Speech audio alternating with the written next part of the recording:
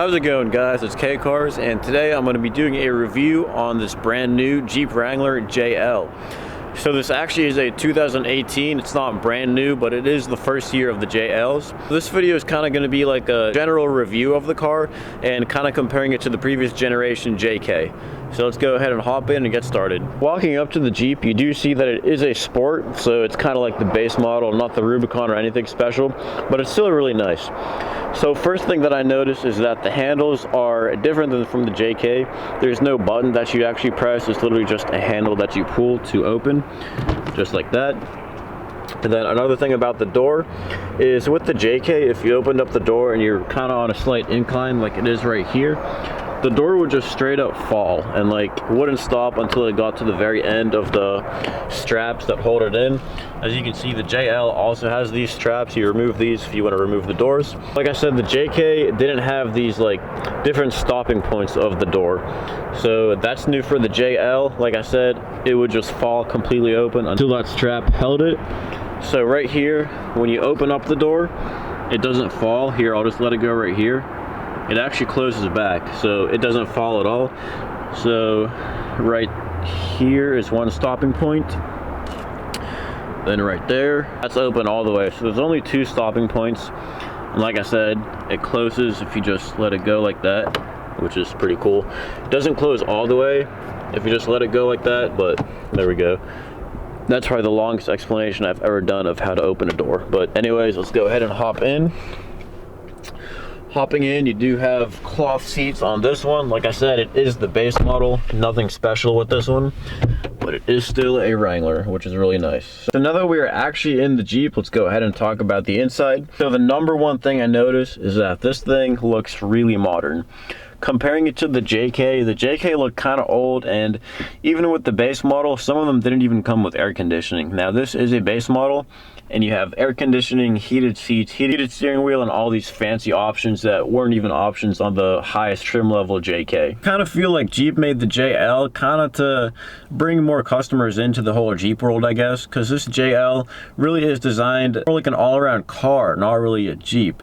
It still drives like a Jeep on and off-road, but all the like qualities of the inside makes it feel more like a regular old daily driver car. I think people that aren't even like die-hard Jeep fans are gonna start getting into Jeeps just because it's such a universal car, I guess. And I hate calling it a car because you're supposed to call these things Jeeps, but this Jeep really is becoming more and more of a car, and that is a good thing, but also a bad thing. It's a good thing because it's going to attract more customers to get into a Wrangler, and a bad thing because it's kind of taking away from the value of what the Wrangler actually is. Move on to some of the controls here. So you do have a full door handle, I guess. With the JK, you only got like a, I don't know, like a little stick thing that you would pull out. This is like a whole rectangular circle thing, which doesn't make any sense, but you guys see what I mean. It's an actual handle here. You got your door unlock and lock right over here, and the electronic switch is right here. You got your side mirror controls, your light controls. And this is actually different on the JL because on the JK, they were actually on the turn signal control, which is right here. On the JL, they moved it to like a circular dial, which is right there. And you do have your brightness controls right there as well. And then let's actually go ahead and start it up. Also new for the JL is the push button start, which you did not get even on a 2017 Jeep Wrangler, which they finally decided to put that in on the 2018s, which isn't a huge deal, but I mean, pretty much every car now is push button. Go ahead and start with all the gauges right here. As you can see, it's definitely an increase in quality from the JK. The JK, the gauges just look really old and dated. In a 2017 like highest trim model you can get, it just doesn't fit it. Like, you're paying so much for a Jeep like that, and you get these old looking gauges. I just wasn't a fan. And by the way, if you guys are new to the channel, I am used to driving a 2017 Jeep Wrangler manual transmission. This one is an automatic, so I do have experience driving Jeeps, specifically the 2017 JK, the last year of the JKs. So this is kind of why I'm deciding to compare it to the JK, 'cause that's what I'm used to. Like I said, the gauge cluster looks a lot more modern. I like how there's an actual screen in the middle. The screen definitely looks a lot better. You can probably get a lot more information from there. And I do like how they included actual gauges, not just like electronic gauges like some cars have. I like being able to actually like read the gauge, not just have your speed right there. And then what's cool about this is that you also have a 4-wheel drive gauge right there. On the JK, all you got was a 4-wheel drive light that lit up when you put it in 4-wheel drive. So I will demonstrate how that works. Put it in drive here. And then right here is the 4-wheel drive lever. See right there, it shows you 2 high, 4 high, neutral, 4 low. So to shift into 4-wheel drive high, all you do is pull it straight back, and you will see on the gauge here, it should show up. This is the first time I'm doing this, so hopefully I'm not wrong. Okay, there, it took a second to actually engage. There you can see it says 4 high. And one thing about the lever is that it is pretty hard to like move back into 4-wheel high. Maybe I'm just used to how easy it is in the JK. It does take quite a bit of force to actually put it into 4-wheel drive. So I like that because here you know if you're in 4 high or 4 low. In the JK, you only know if you're in 4-wheel drive, and that's all it tells you, which isn't a huge deal, but it's nice to actually have a diagram of the shifter so you know exactly where you are. And I'll just run through the different gauges that you have here. So you got fuel economy, and this screen is a little bit laggy, but it's not terrible. So there you got trip info, stop start not ready, not really sure what that is, audio, messages. So this is pretty much like the Uconnect system that most Mopar cars have. Set up your screen, you got your digital speedometer, vehicle info, and then in these different menus you have other settings. You can see vehicle info if you go to the right, and I'm just doing this by pressing these up, down, left, right buttons right there. You can go right, you can see it's very easy to use. And when I compare this to like a Corvette Z06, that thing was hard to use. Like, it's an amazing car, but the whole like infotainment system and all these like steering wheel controls were pretty hard to use. I guess it's because I'm used to how the Mopar cars are, but I don't know, it was kind of hard to figure out for me. You got your off-road. So this is actually really cool. I wasn't aware that they had this. It shows you your actual steering angle. Right there you can see I am 24 degrees to the right. I turn a little bit. You can see it changes, and it's really accurate. I think there's no lag in that or anything. And it also shows you like the degree that they're turned, like the actual picture of the wheels, which is cool. And then you got back to your fuel economy right there.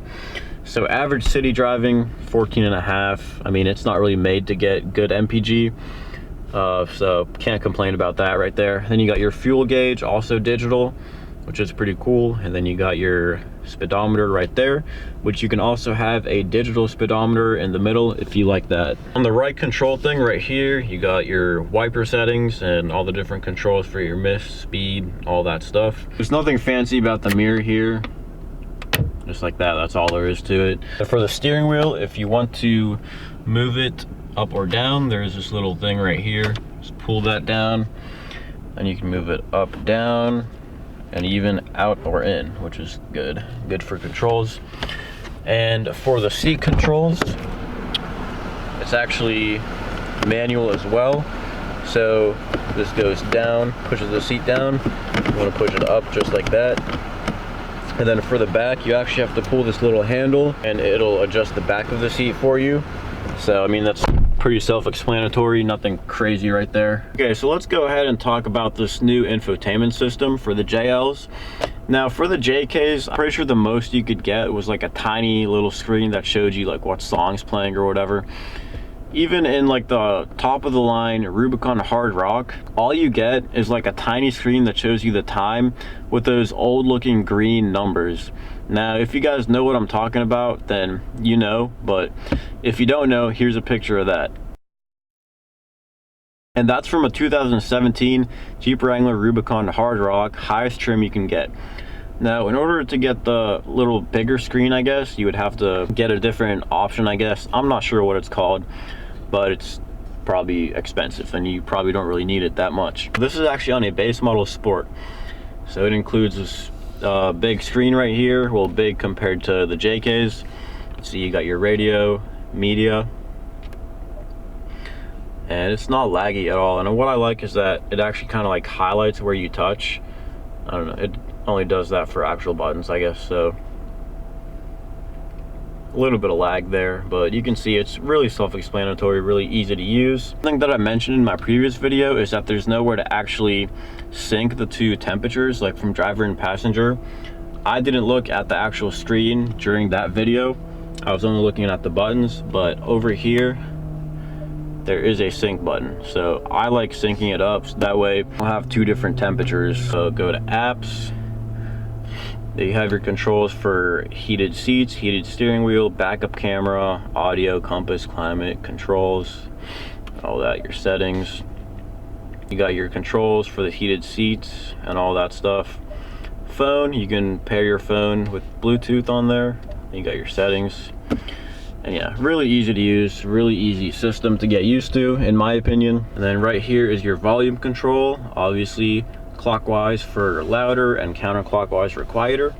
Then here's your on-off switch. Just hit that, turn the screen off.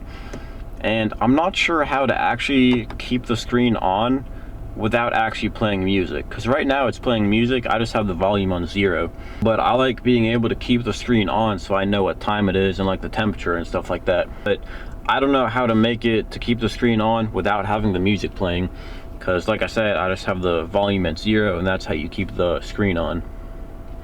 But anyways, moving on, you got your defrost front and rear, heated steering wheel, heated seat, temperature for driver's side, fan speed, fan off, auto, temperature for passenger, different modes if you want it for like face, legs, all that. You can see I'll press that, shows you where the air is gonna go. I just keep it like that.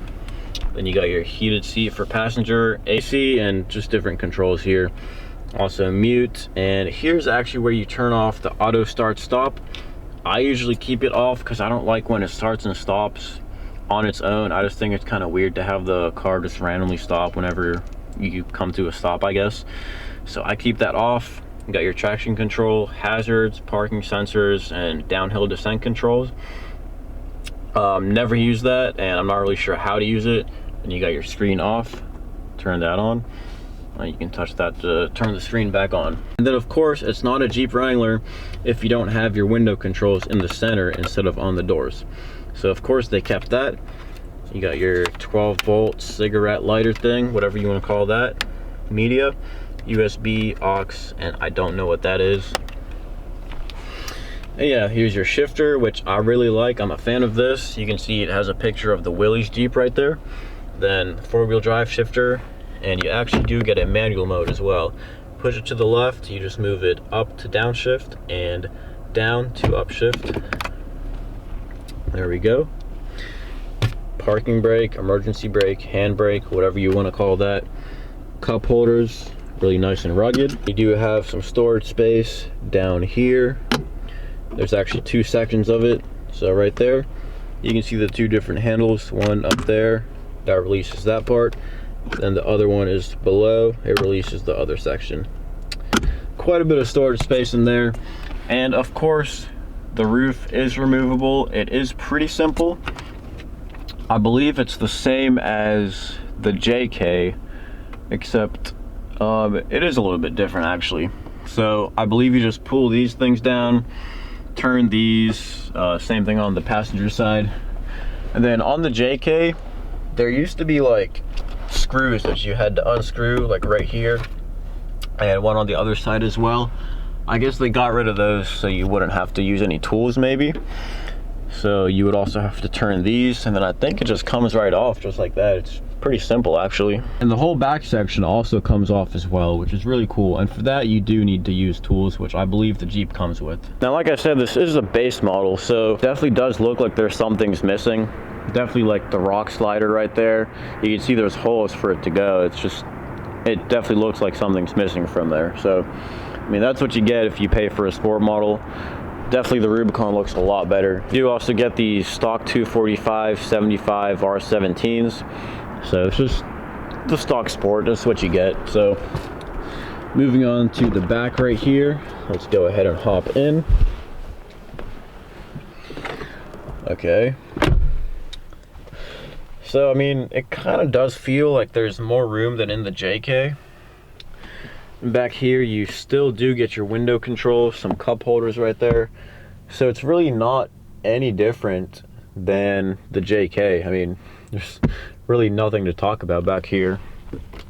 You got some lights, like separate lights right here, which the JK does not have. There you can see the hardtop. It's kind of a better view of what the interior looks like of the front.